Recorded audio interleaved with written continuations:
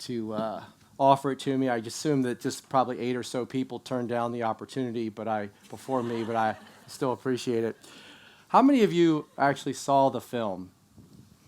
Okay, so I don't want to call you out. How many of you didn't see the film? Okay, that's enough. So I'm going to go through a little bit of our backstory so you have some context to what I'm even talking about today. So as Fran said, my wife Molly and I started this farm in 2011. She was a chef focused on really organic cuisine and traditional food preparations, which really led to us realizing that the food being grown, especially in California, wasn't really being grown in the best soil. You know, the soil health thing was really sort of just emerging back in 2008, 2009, at least for Californians. And so there was an opportunity for us to change our entire career path. So we thought it would be really great to start basically what became regenerative and, well, it is biodynamic farming with virtually no experience, which made for a really good film, but a really hard life. So let's get started here.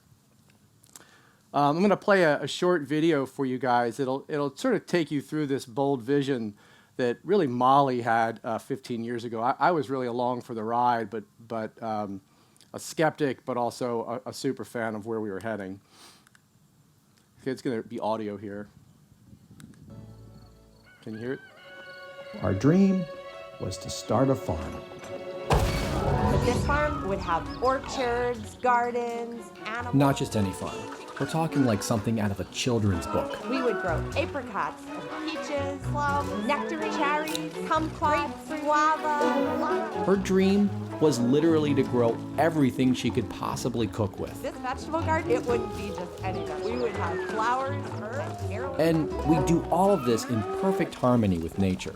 Thyme, rosemary, oregano, basil. Like a traditional farm from the past. Strawberry, boysenberry, raspberry, broccoli. Sounded like a meaningful life. Molly's bold vision has landed us on over 200 acres of somewhat neglected land. Looks like what used to be an old irrigation pond or something. Molly, look, it's a beehive. Man, they're all dead. Oh. It didn't quite have an abundant feeling of life.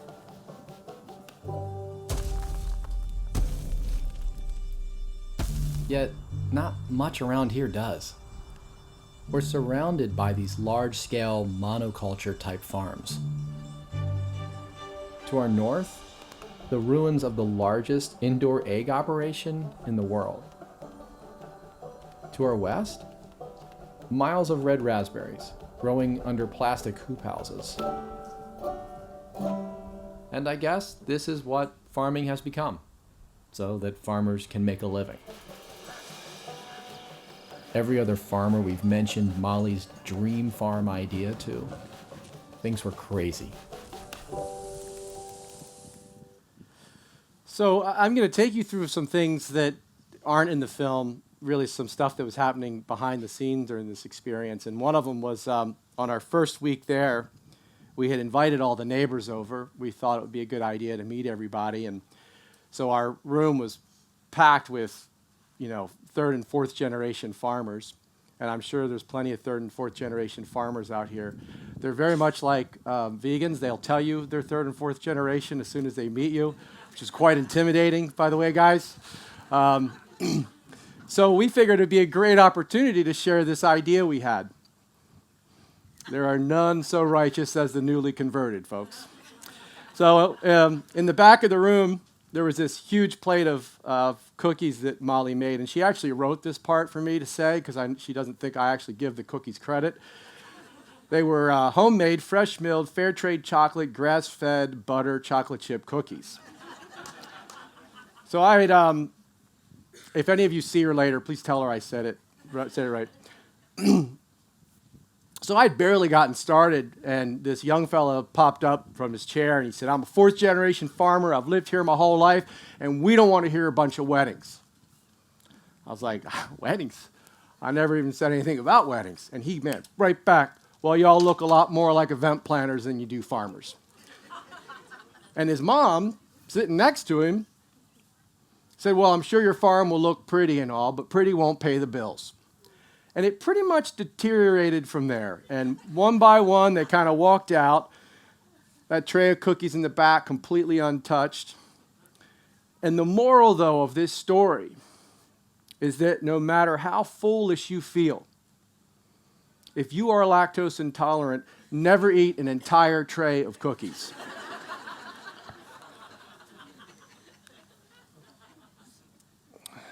But what I think we really learned was that convincing ourselves is not a replacement for,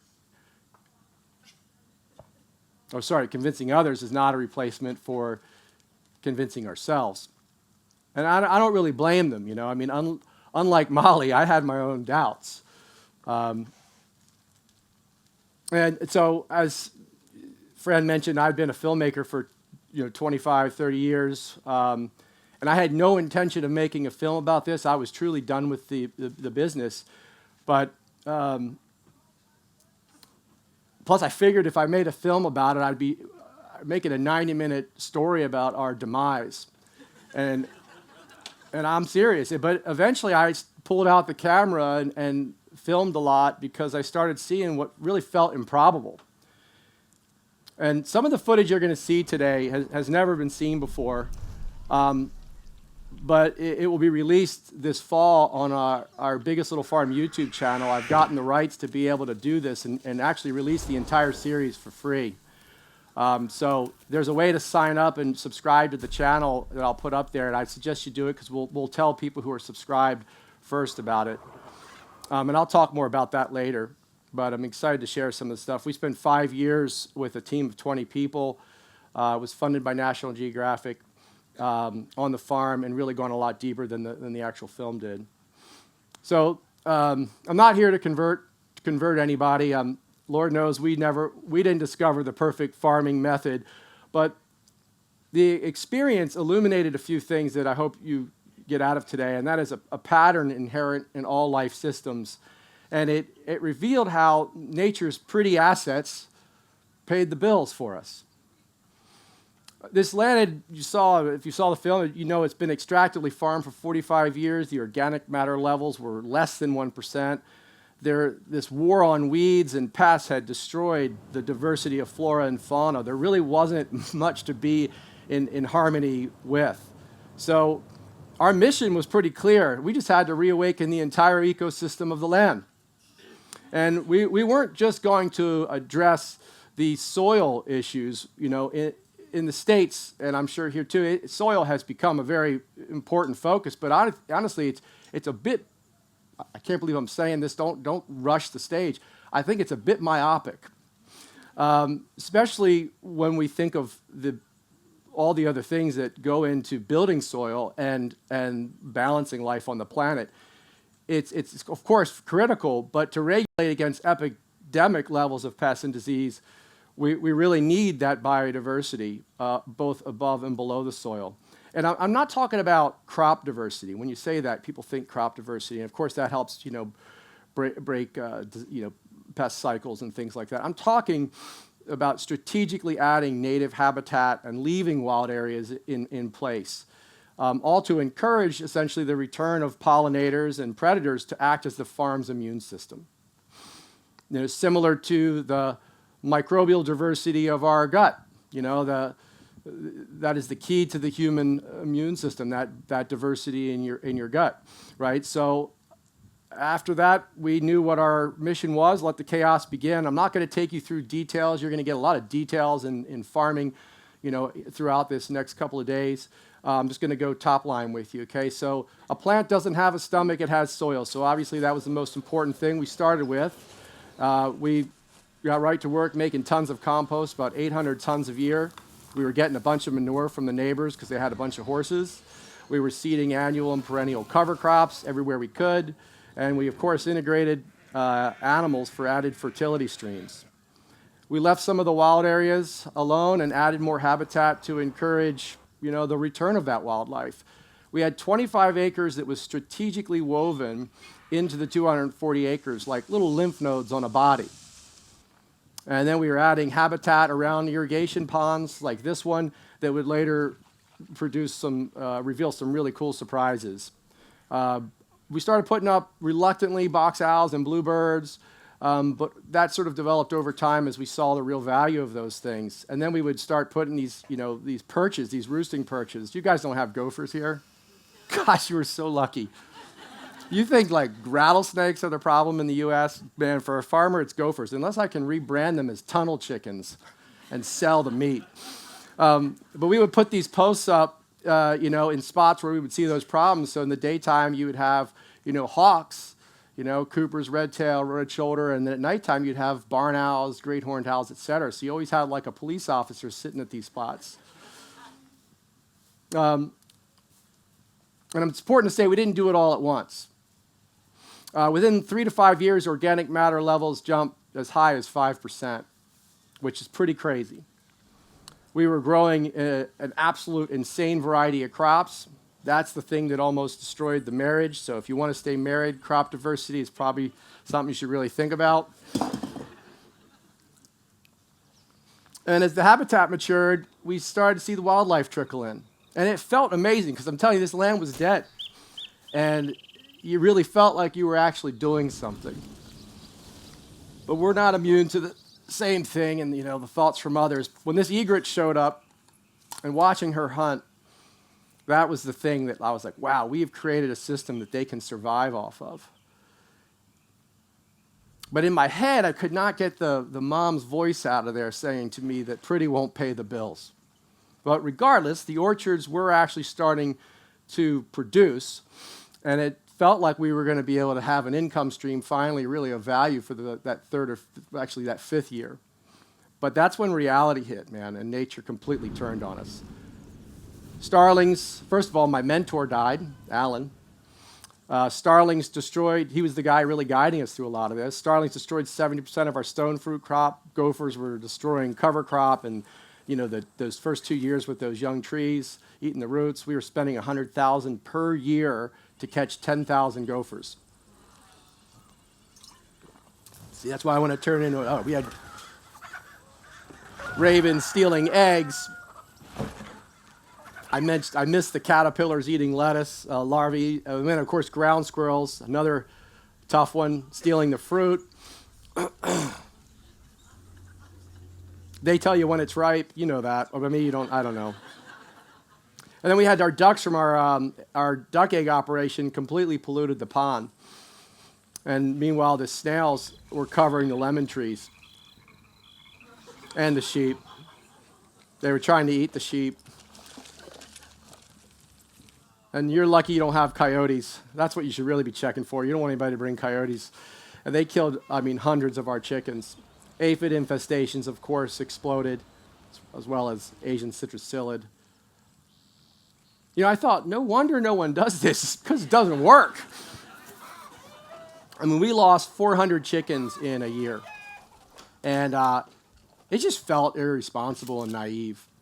So that's when I said, I don't know if harmony works, and I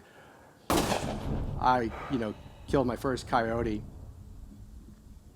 I was showing this film to a group of inner city kids in Los Angeles, California, 5-6 years ago. They were middle schoolers. And by the time it got to the scene in the film where the coyote was running and I was with a gun, some kid stood up and said, "Shoot it already, fool!"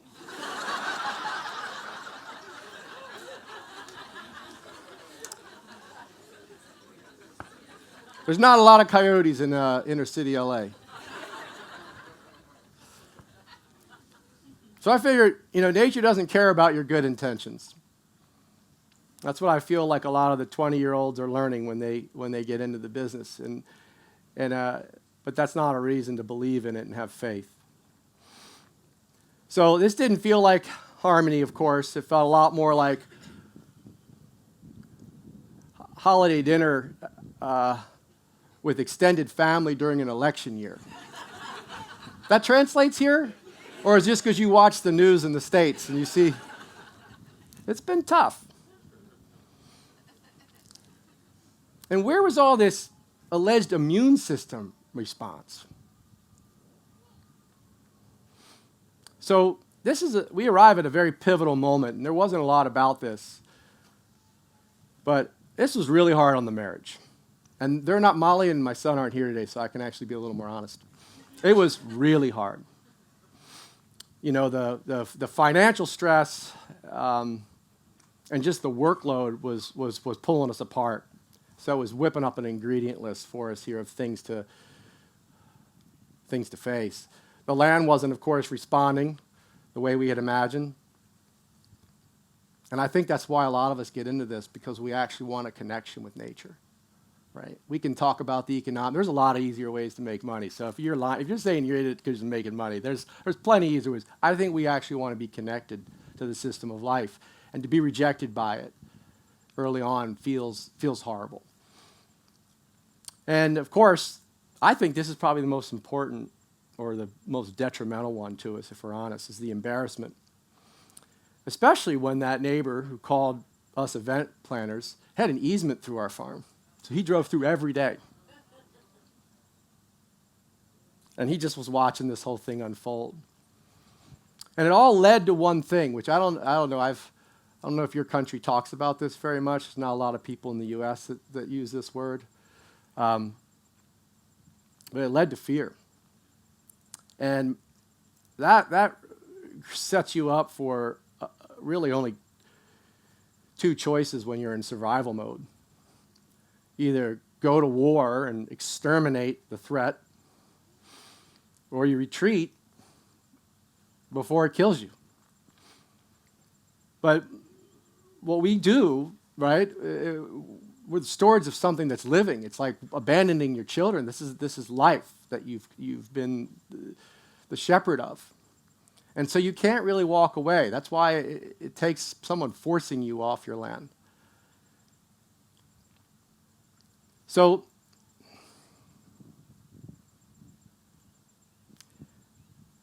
we also know that that war comes with collateral damage, right? So yeah, I mean, sometimes we do things because we have to, but if that's our only tool, then we're going to also be killing the things that we were actually trying to build to create this immune system response, to create the balance, right? So if we wanted to avoid war and we weren't going to run away, then we had to face fear. But I don't think we always talk about it takes courage. I don't think courage does any good in the face of fear. I don't think it dispels fear. I think it's just something we think we're supposed to do. We're supposed to be courageous. So we really needed the antidote to fear. And for me, every single time it's come down to this one word: curiosity. To break down the anatomy of a crime, to learn the motivations, the special powers, and even the accomplices of a pest, or the conditions of the soil that needed what it needed in order for that disease to thrive. And there's so often people will tell me, oh yeah, I've got this problem, it's wiping us out, oh, it's all over the place, everybody's got the problem. And then I'll ask them like two questions, not out of judgment, but I'll be like, oh, what is it? What's this thing, where did it come from? They're like, oh, I don't know. What's its relationship? Is anything else helping it? I don't know. So I'm going to give you a simple example. Aphids. You all know about aphids? All right, so how often have you heard someone say, well, we released a bunch of ladybugs to eat aphids, but it didn't help? But what we saw was that the aphids had bodyguards. So the mafia did not invent extortion for protection. The Argentine ants did. They tap on the back of that aphid like a little Pez dispenser, demanding payment for that protection, and then that little aphid squirts out honey from its rectum. That shot took 5 years to get. Lost a few team members over that one. So to solve the aphids, look at them, they're even sharing it with each other. we had to deal with the ants, and the ants in our, I don't know, but they're a super colony. There's a super colony of them that expands about 100 miles in California, and they're all of like the same genetic strain, so there's like no battles within them. They in other words, they're all fully cooperative. I don't know why that music keeps going on. So we added things like ant bait stations, of course, and we let cover crops go a little long for those winters to like allow those ladybug eggs to sort of be there through that winter process and be ready for spring. And then, of course, added more habitat where we could around the areas that were affected. And you're doing this blindly, thinking that is this really going to work, right? So that you're harboring that fear through this whole process. But the solutions that build life rather than suppress it create ripple effects that you cannot predict. So doubling down on habitat and the cover crops, et cetera, resulted in this explosion of ladybug eggs within a few years being laid directly in the middle. Also, things like lacewings, these are lacewing eggs, started showing up. And we started seeing oothicas containing, at least 300 praying mantis for each one of those oothicas.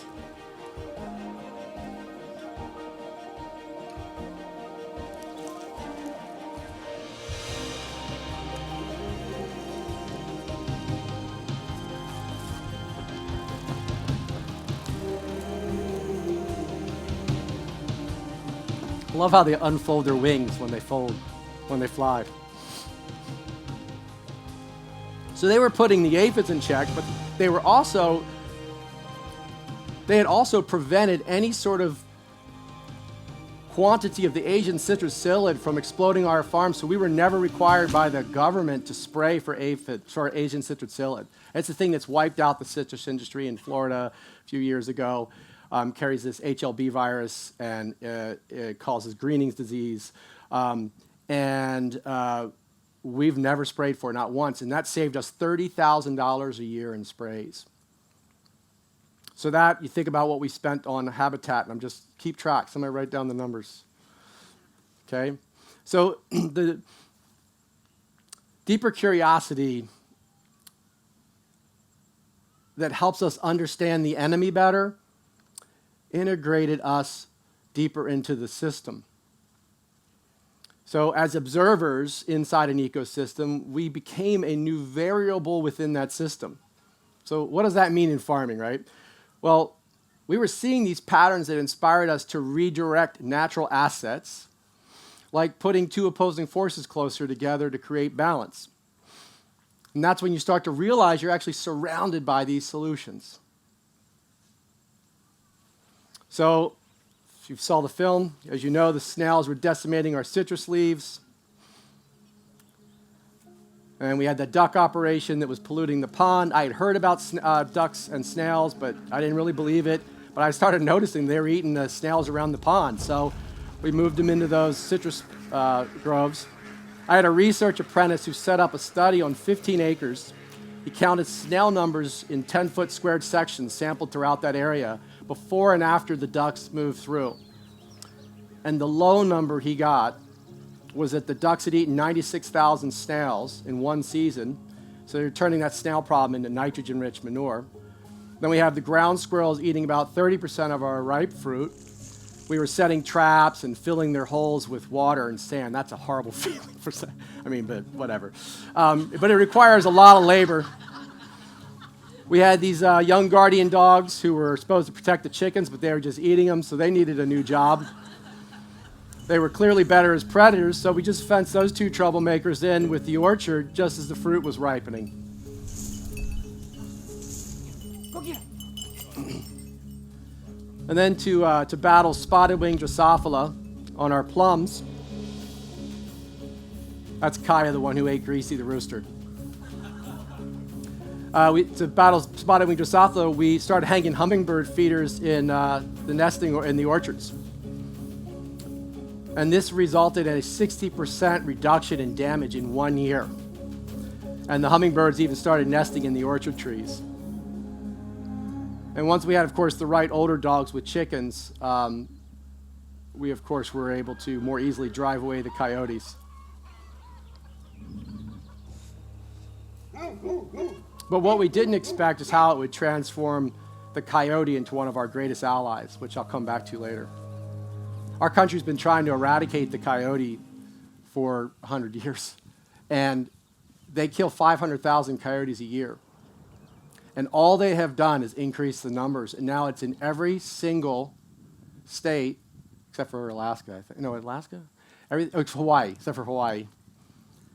They're in every single state and in cities. They're in Los Angeles. They're in Chicago. They have this thing where when they howl between two packs at night, it creates an autogenic response in the female, and she will drop a proportional number of eggs that year to replenish her pack based on how much food they know there is in their system. This is subconscious, of course, and what other packs are nearby. So the more you kill, the more they have. They're like gremlins, right? They should be studied for that. And we revere wolves in our country, but I think they should revere the coyote because it's incredible what that species has done. So there's three questions that we'll ask ourselves before acting on an issue, right? So we'll ask, was there an imbalance that allowed this issue to thrive? Was it a lack of predators? Or can I redirect a natural asset that exists, like we did with the ducks, the dogs, and the hummingbirds? Or can I live with a certain level of disharmony? We forget to ask that question a lot. We always hear something's bad, but you can live with some of this stuff because there's also sometimes purpose in it. I mean, we know that the gophers also till the soil and they seed rain clouds. But total eradication is not always the goal, especially as regenerative and biodynamic farmers, right? Meanwhile, that wildlife was continuing to respond to what we may call pest epidemics, but predators call food. It just takes a little longer. So we were no longer alone. Cooper's hawks started nesting in our trees.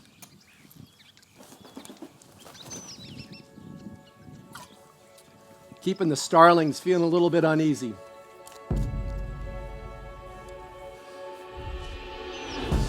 And we had gopher snakes, weasels, badgers, bobcats, and others, of course, like hawks and barn owls eating gophers and also ground squirrels.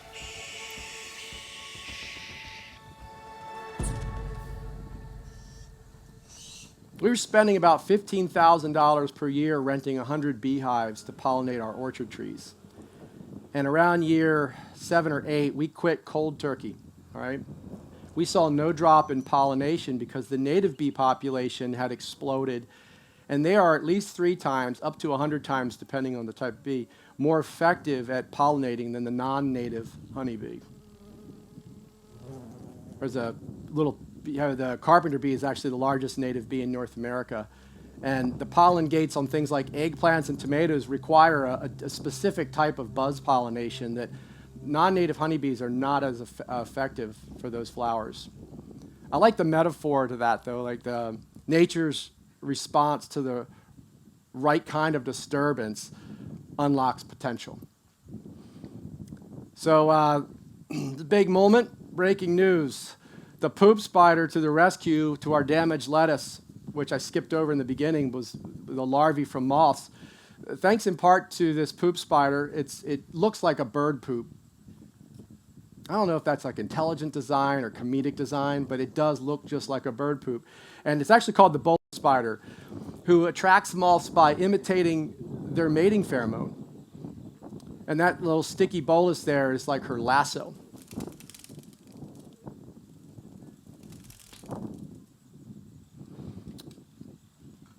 I also kept seeing the egret from the pond hanging around the pastures and, practicing this slow down a little bit and observe the things that are happening. I watched her for about 45 minutes, and this is what I saw. She was contributing in ways that I could have never imagined.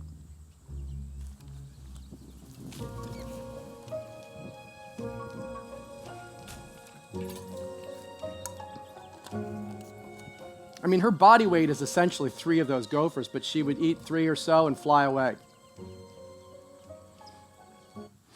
So the investment in cover crop seed did more than just enhance the soil. It became essentially a reservoir for our water and obviously holding our soil in place during extreme weather events that started happening. We started getting monsoonal conditions in California the last couple of years.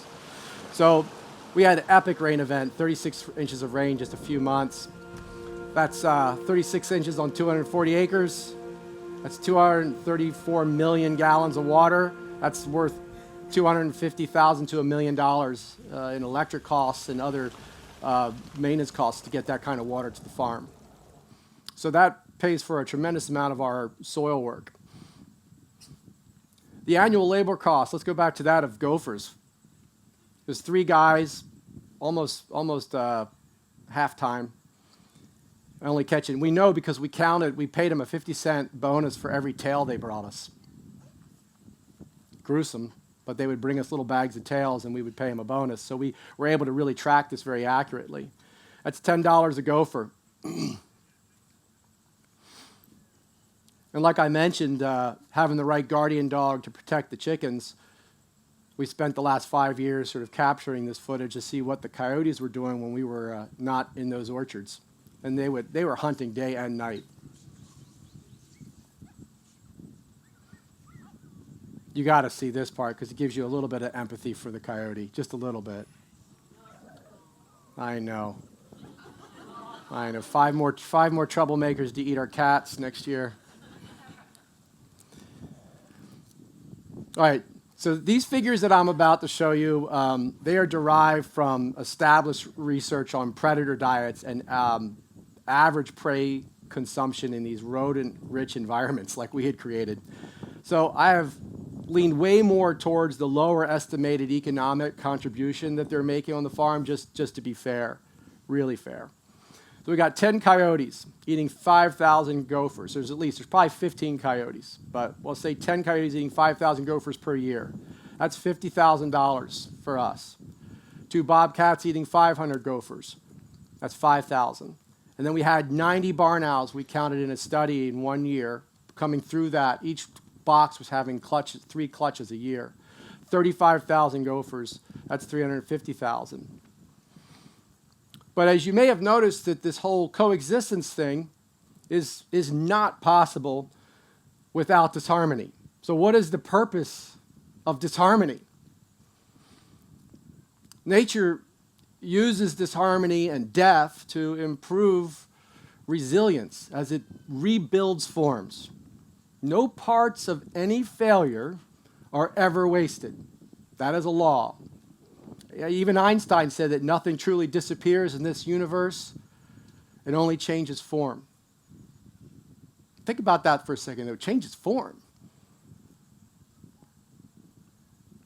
As in like transforms. Because as a kid, this life cycle was always described to us as this circle.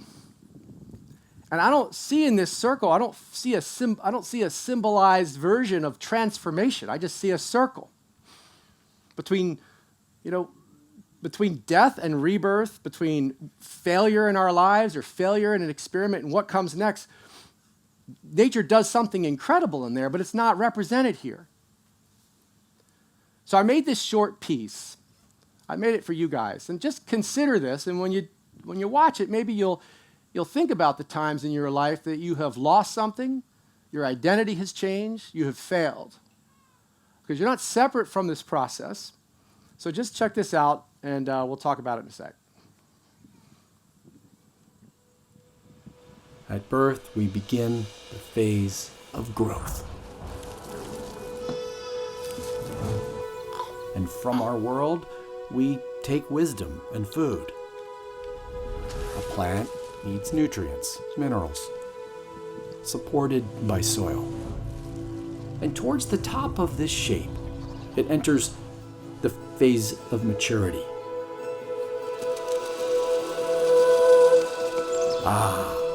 We've now become something with a purpose. And we begin giving back, raising our young, offering wisdom in seeds dropped on wilted leaves. And then the life in us, a butterfly or a leaf, dies, entering the phase of decomposition. it's dismantled over and over again.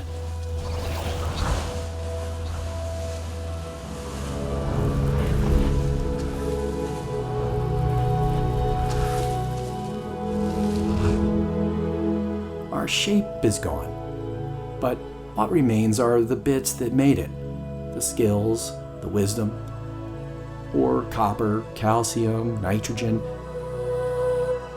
all waiting to rally behind a new purpose. And then above, a seed is dropped. A tiny little acorn containing within it a dream. The architectural plans for a 40-foot oak tree.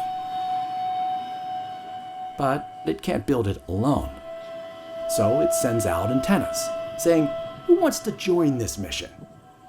And once again, all the genius, talent, nutrients, and minerals of a previous life form rally in support of an idea. So begins the phase of reanimation.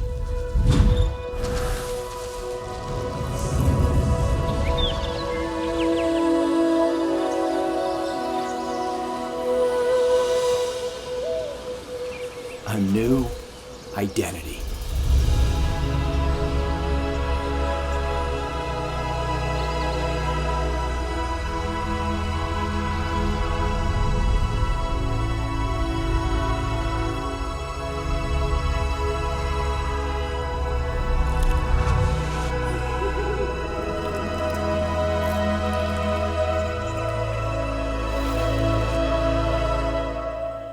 And at its center is the X factor of life on this planet.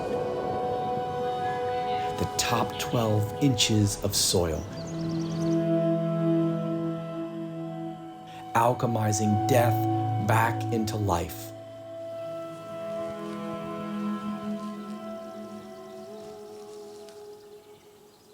So this pattern that morphs the end of one thing into the beginning of something new is not exclusive to soil, like I said before. It exists in all matter, from a microbe to the cosmos. I mean, we're heading towards it. We're in the Milky Way galaxy, heading towards the black hole. We have no idea what's on the other side of that. But once we enter these transformations in life, they cannot be stopped. And I know personally when I'm in one, because it smells like the end. Like fear, right? But in that moment, I've figured out for me, all it's ever really wanted is my curiosity. And that's the farming method that actually saved us, I think. And ironically, it's the thing that brought my neighbor back to me. The one who said we look like wedding planners. He called me in a panic, this is just like a year ago, to tell me about this massive snail infestation in his lemons. And he was curious if he could borrow my ducks. And I said, man, you know I'm going to have to tell everyone you asked me this, right? Might even use it in a talk in New Zealand someday. And he said, fair enough. Thanks for listening to me. I appreciate it.